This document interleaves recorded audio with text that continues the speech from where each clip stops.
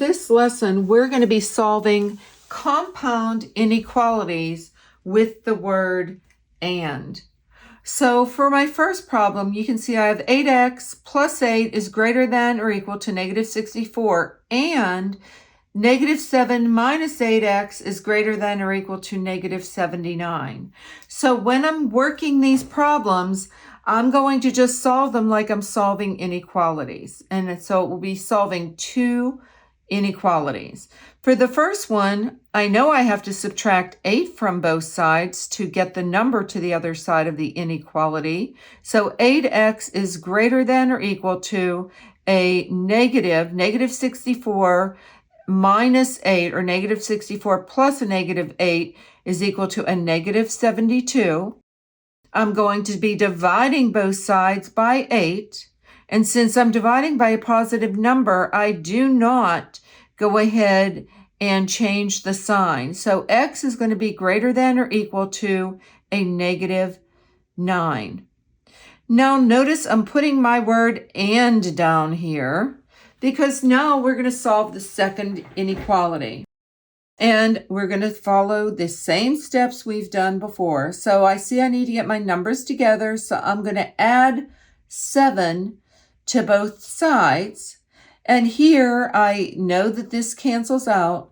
And I get a negative 8x. Yes, you do bring that subtraction sign down. Is greater than or equal to 79 plus 7 is going to be, and that's a negative 79, is going to be a negative 72. So notice I'm dividing by a negative number, negative 8 on both sides.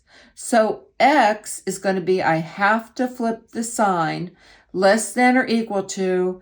When you divide by two negatives, it's a positive, and that would be a positive 9.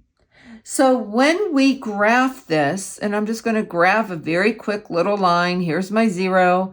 On this side, here's my negative 9. Here's my positive 9.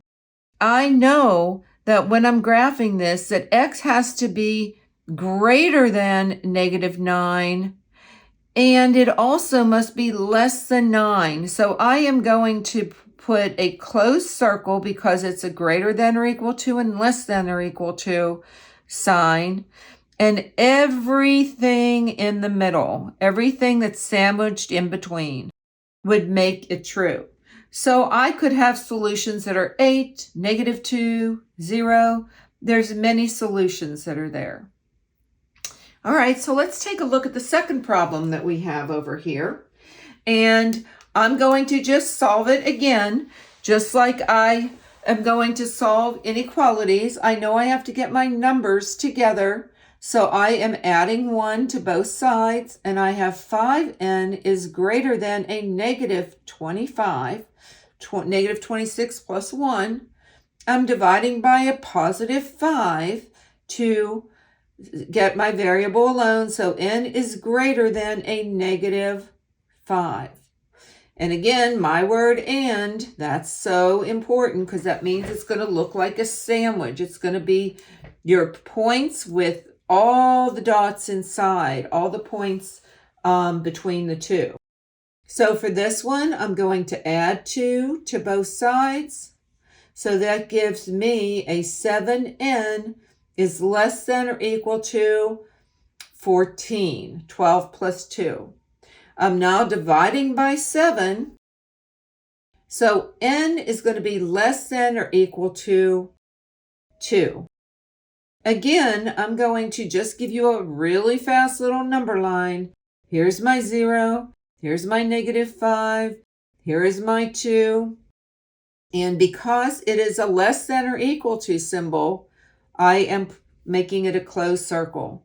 But for this one, notice it's just a greater than, so this is an open circle at negative 5.